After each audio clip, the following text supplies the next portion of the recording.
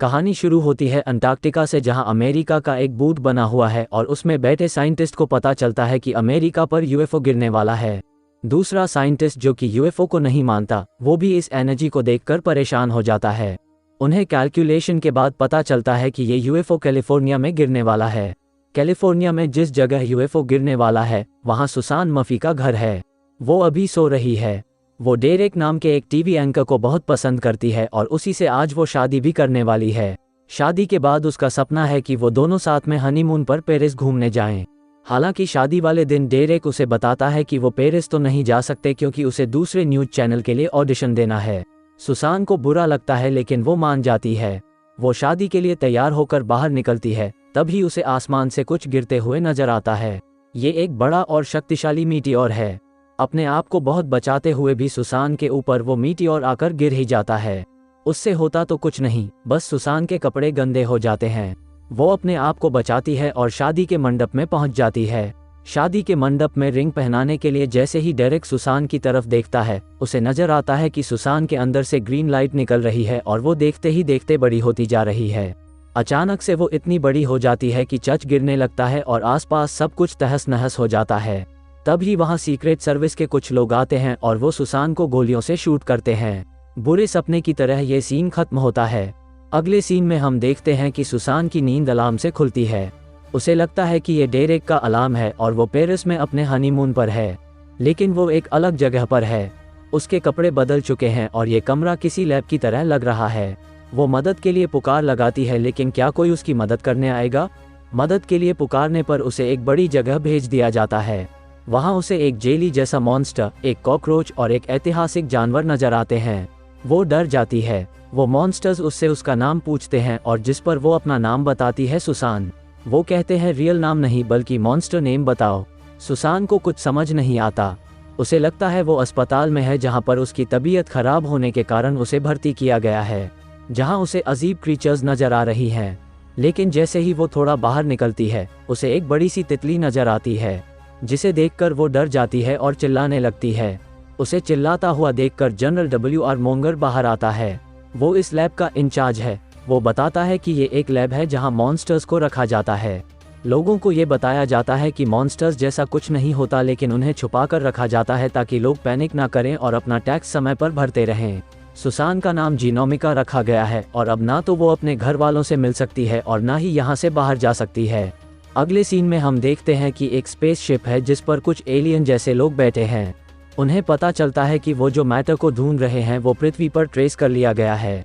इसे सुनकर एलियंस का हेड अपने एक रोबोट को जमीन पर भेजता है। उसी दिन खबर आती है कि पृथ्वी पर कोई शक्तिशाली दानव उतरा है। बाद में उन्हें पता चलता है कि ये एक रोबोट है जो पृथ्वी पर लोगों को खत्म करने आया है। जनरल मोंगर इस रोबोट के खिलाफ अपनी पूरी सेना को उतार देता है, लेकिन फिर भी कोई फायदा नहीं होता, बल्कि सेना के लोग बुरी तरह मारे जाते हैं। मोंगर प्रेसिडेंट को बताता है कि इस रोबोट में न्यूक्लियर से एडवांस टेक्नोलॉजी है, इसलिए न्यूक्लियर इस पर काम नहीं करेगा।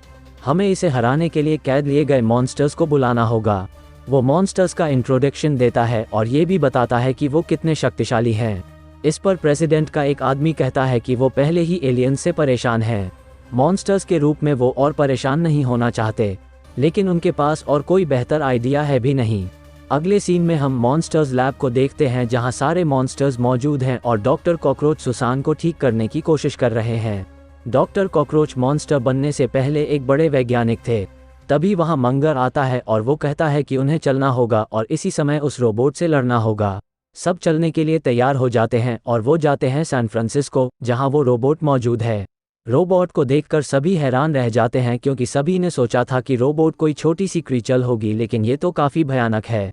सुसान रोबोट को देखते ही भाग जाती है और सैन फ्रांसिस्को की एक बिल्डिंग में छुप जाती है क्योंकि उसे लगता है कि वो रोबोट का मुकाबला नहीं कर सकती, लेकिन रोबोट सुसान को देखते ही उसके पीछे आने लगता है। उसे बाकी मॉन्स्टर्स में कोई इंटरेस्ट नहीं आता। इसका कारण है उसके अंदर छुपा वो मैटर जिसने उसको इतना बड़ा बनाया है और जो कि यूएफओ से गिरा था। रोबोट उसे ट्रेस करता है और उसके पीछे आकर खड़ा हो जाता है। वो बाकी मॉन्स्टर्स को अपने आप को बचाने के लिए कहती है। सब उसकी मदद करने लगते हैं। डॉक्टर कॉकरोच रोबोट के अंदर घुस जाते हैं और उसके तार तोड़ने लगते हैं। बॉब जो कि ऐतिहासिक जानवर है वो भी उसे पकड़ने लगता है। जेली उसके पैर तोड़ने लगता है। तितली का ककुन भी उसकी मदद करता है और इस तरह से धीरे धीरे वो लोग ब्रिज के पास पहुंच जाते हैं और वहां जाकर रोबोट को हरा देते हैं। मंगर खुश होकर मॉन्स्टर्स को रिलीज कर देता है।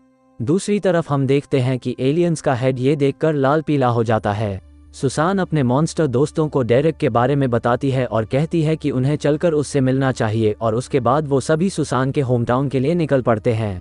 होमटाउन पहुंचने के बाद सुसान मॉन्स्टर्स को बताती है कि अपने आप को शांत रखना है क्योंकि लोग हमारे बारे में नहीं जानते। वो मॉन्स्टर्स को अपने घर लेकर जाती है जहां उसकी फैमिली मॉन्स्टर्स को पार्टी देती है। हालांकि मॉन्स्टर्स वहां लोगों और टेस्टी खाने को देखकर थोड़ा बहुत इशू तो बना ही देते हैं। इस पार्टी के बाद वो डेरेक के पास जाती है। उसे लगता है कि डेरेक उसे देखकर खुशी से पागल हो जाएगा, लेकिन डेरेक खुश होने की बजाय उसे कहता है कि उसकी जिंदगी से निकल जाए क्योंकि अब वो डेरेक के लायक नहीं है। वो बहुत दुखी होती है, लेकिन उसे लगता है कि एक मॉन्स्टर के रूप में उसकी जिंदगी बहुत ज़्यादा बुरी नहीं है। वो दूसरे मॉन्स्टर्स से कहती है कि अब वो ऐसे ही रहना चाहती है। मॉन्स्टर्स उसकी बात सुन ही रहे होते हैं, तभी एक लासर लाइट आती है जो कि उसे ऊपर आसमान में उठा लेती है। वो एलियंस के स्पेसशिप में एलियन के हेड के पास पहुंच जाती है जिसका नाम है गैलेक्सा। गैलेक्सा उसे एक बड़ी सी जेल में बंद कर देता है और उसे बताता है कि उसके बड़े होने के पीछे उस मैटर का हाथ है जो कि यूएफओ से उसके शरीर में आ गया था। इस सीन में हम सुसान को गुस्से में आते हुए देखते हैं।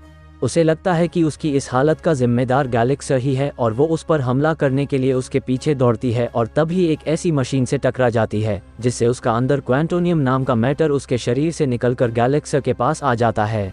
इससे गैलेक्सा दोबारा शक्तिशाली हो जाता है और वो पृथ्वी पर सभी को कहता है कि कल सुबह वो सभी को मार देगा। अगली सुबह मंगर सारे मॉन्स्टर्स को लेकर गैलेक्सा के पास आता है। वो लोग कहते हैं कि हम बातचीत करना चाहते हैं, इसलिए हमें अंदर आने दिया जाए।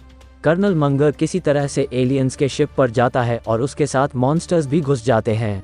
उसके बाद वो शिप पर चढ़कर सुसान को बचाते हैं, लेकिन तभी गैलेक्सा रोबोट्स को सुसान को मारने का ऑर्डर दे देता है। अगले सीन में हम देखते हैं कि रोबोट्स सुसान की तरफ बढ़ रहे हैं। बॉब देखता है कि सारे रोबोट्स एक जैसे ही हैं।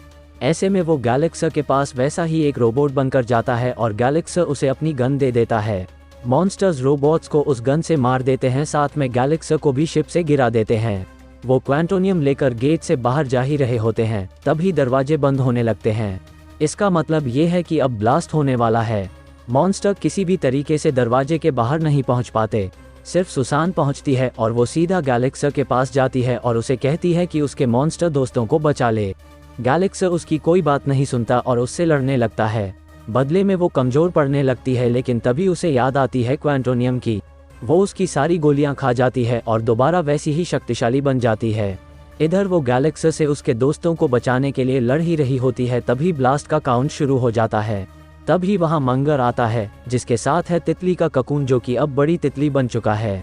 वो तितली सबको नीचे लेकर आ जाती है और गैलेक्सा को उसके शिप के साथ ब्लास्ट होने दिया जाता है। नीचे आकर मॉन्स्टर्स का शानदार स्वागत किया जाता है। उनके स्वागत में मीडिया भी खड़ी रहती है और डेरेक भी उन्हीं में होता है। वो कहता है कि अगर सुसान उसे इंटरव्यू दे तो वो उसे माफ़ कर देगा और उसके साथ दोबारा रहने लगेगा। सुसान सबके सामने उसकी असलियत खोल देती है और बताती है कि वो कितना बुरा आदमी है। अगले सीन में हम मंगर को देखते हैं जो कि कह रहा है कि पेरिस में भी एक डेमन आ गया है और उससे बचने के लिए टीम मॉन्स्टर को तुरंत पेरिस चलना होगा। सुसान खुश हो जाती है क्योंकि उसका पेरिस जाने का सपना पूरा होने वाला है। मंगर का भी प्रमोशन होता है और उसको कर्नल उठाकर से डिफेंस का हेड बना दिया जाता है। वो अपने इस प्रमोशन को सेलिब्रेट करने के लिए कॉफ़ी मशीन का बटन दबाता है और तभी उसे नजर आता है कि उसने कॉफ़ी मशीन का नहीं बल्कि न्यूक्लियर वेपन का बटन दबा दिया है। यहाँ फिल्म खत्म हो जाती है। दोस्तों, आपको ये फिल्म कैसी लगी कमेंट करके ज़रूर बताएं।